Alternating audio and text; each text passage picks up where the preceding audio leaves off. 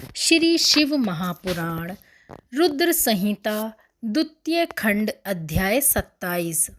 दक्ष के द्वारा महान यज्ञ का आयोजन, उसमें ब्रह्मा विष्णु देवताओं का आगमन, दक्ष द्वारा सबका आदर सत्कार, भगवान शिव को बुलाने का अनुरोध और दक्ष के विरोध करने पर शिव भक्तों का वहां से निकल जाना।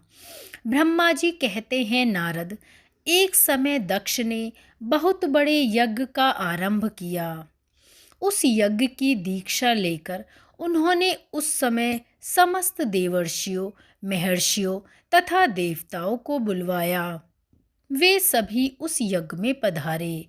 अगस्त्य, कश्यप, अत्रि, वामदेव, भृगु, दधीचि, व्यास, भारद्वाज, गौतम, पेल, पराशर, गर्ग, भार्गव, ककुश, सित, सुमंतु, त्रिंक, कंक और वैशंपायन ये तथा दूसरे बहुसंख्यक मुनि अपने स्त्री पुत्रों को साथ ले मेरे पुत्र दक्ष के यज्ञ में हर्षपूर्वक सम्मिलित हुए।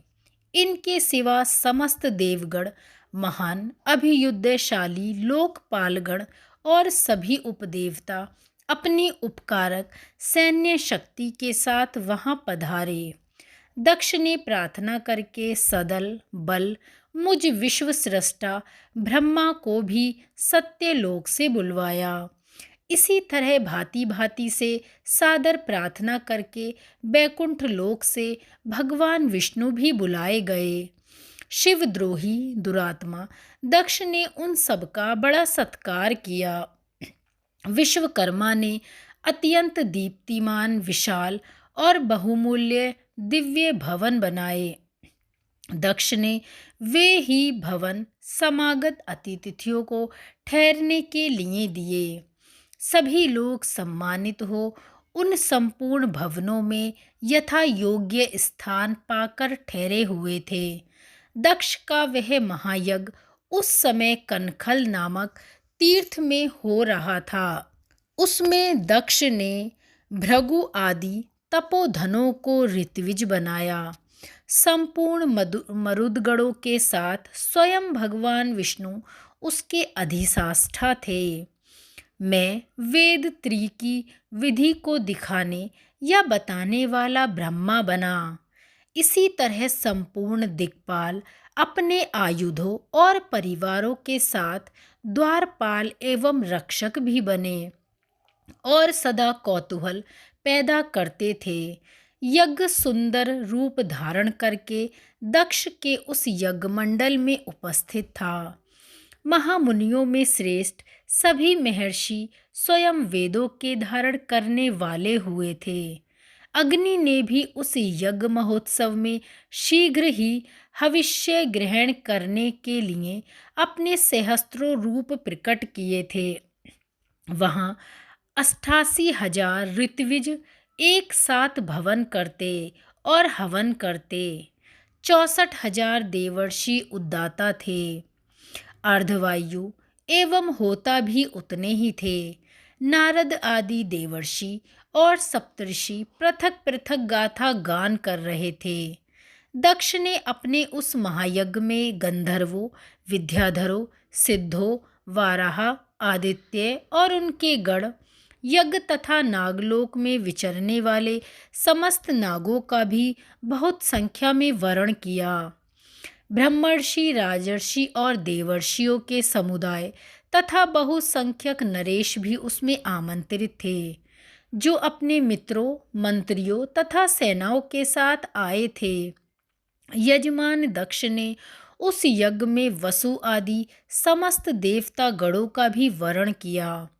कौतुक और मंगलाचार करके जब दक्ष ने यज्ञ की दीक्षा ली तथा जब उनके लिए बारंबार स्वास्ति वाचन किया जाने लगा, तब वे अपनी पत्नी के साथ बड़ी शोभा पाने लगे। इतना सब करने पर भी दुरात्मा दक्ष ने उस यज्ञ में भगवान शंभु को आमंत्रित नहीं किया। उनकी दृष्टि में कपालधारी होने के कारण वे निश्चय ही यज्ञ में भाग पाने योग्य नहीं थे। सती प्रजापति दक्ष की प्रिय पुत्री थीं, तो भी कपाली की पत्नी होने के कारण दोषदर्शी दक्ष ने उन्हें अपने यज्ञ में नहीं बुलाया।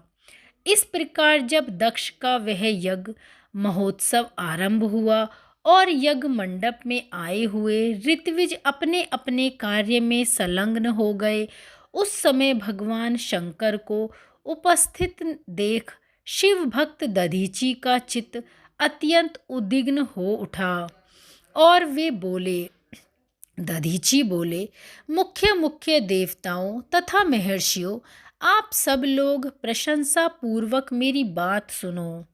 इस यज्ञ महोत्सव में भगवान शंकर नहीं आए, इसका क्या कारण है?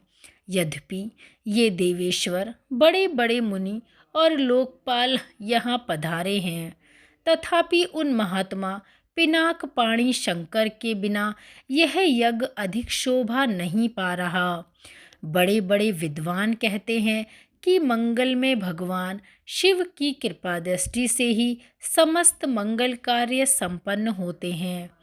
जिनका ऐसा प्रभाव है वे पुराण पुरुष विश्वध्वज परमेश्वर श्री नीलकंठ यहाँ क्यों नहीं दिखाई दे रहे? जिनके संपर्क में आने पर अथवा जिनके स्वीकार कर लेने पर अमंगल भी मंगल हो जाता है, तथा जिनके 15 नेत्रों से देखे जाने पर बड़े बड़े नगर तत्काल मंगल में हो जाते हैं, उनका इस यज्ञ में पदार्पण होना अत्यंत आवश्यक है।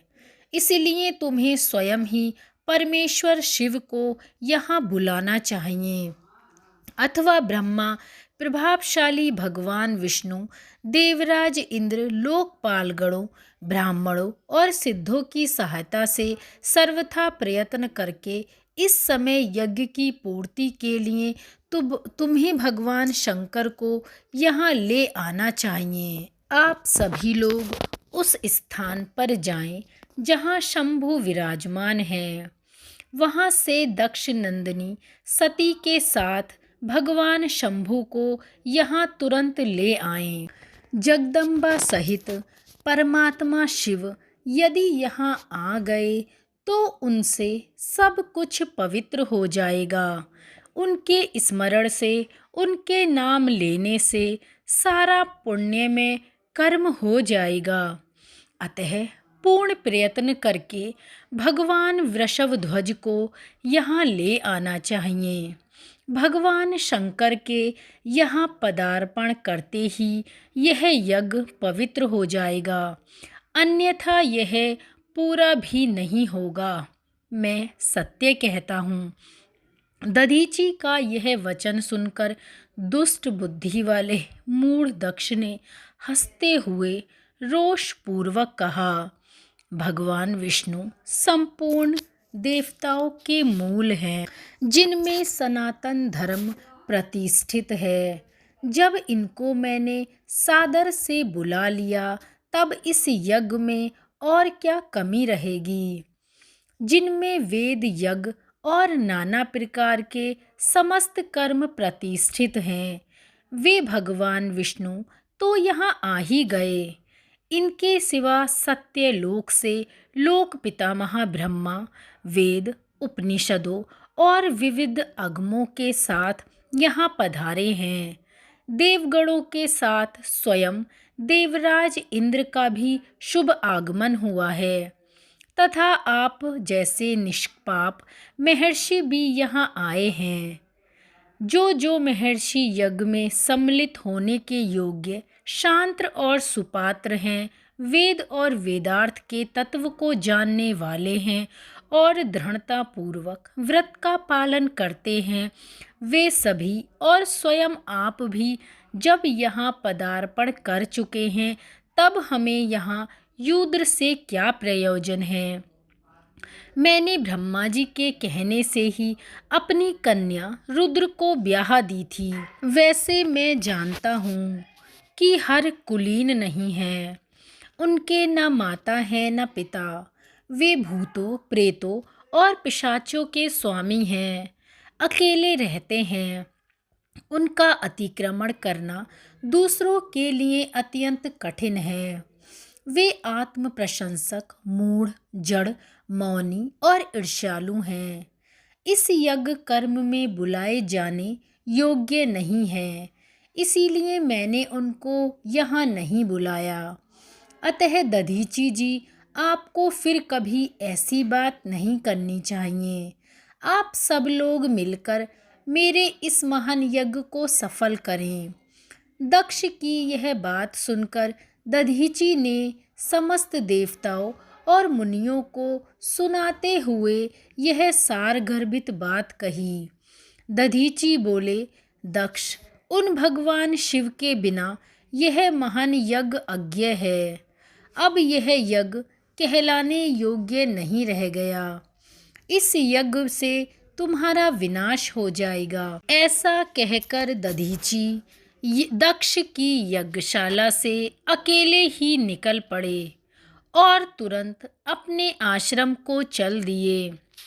तदंतर जो मुख्य मुख्य शिव भक्त तथा शिव के मत का अनुसरण करने वाले थे, वे भी दक्ष को वैसा ही श्राप देकर तुरंत वहाँ से निकले और अपने अपने आश्रमों को चले।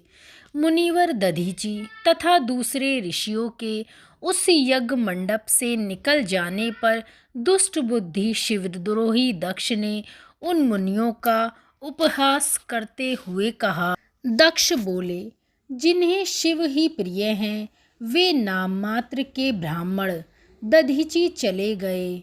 उन्हीं के समान जो दूसरे थे, वे भी मेरी यज्ञशाला से निकल गए। यह बड़ी शुभ बात हुई। मुझे यही अभीष्ट है। देवताओं और मुनियों, मैं सत्य कहता हूँ, जिनके चित्त की विचार शक्ति नष्ट हो गई, जो मंद बुद्धि और मिथ्यावाद में लगे हुए हैं, ऐसे वेद बहिष्कृत दुराचारी लोगों को यज्ञ कर्म में त्याग ही देने चाहिए। विष्णु आदि आप सब देवता और ब्राह्मण वेदवादी हैं, अतः मेरे इस यज्ञ को शीघ्र ही सफल करें। ब्रह्मा जी कहते हैं, दक्ष की यह बात सुनकर शिव की माया से मोहित हुए समस्त देवर्षि उस यज्ञ में देवताओं का पूजन और हवन करने लगे। इस प्रकार उस यज्ञ को जो श्राप मिला, उसका वर्णन किया गया। अब यज्ञ के विध्वंस की घटना को बताया जाएगा। आदर पूर्वक सुनो। ओम नमः शिवाय। श्री शिव महापुराण अध्याय 27 संपूर्ण। यज्ञ के विध्वंस की घटना हम अध्याय 28 में श्रवण करेंगे। धन्यवाद।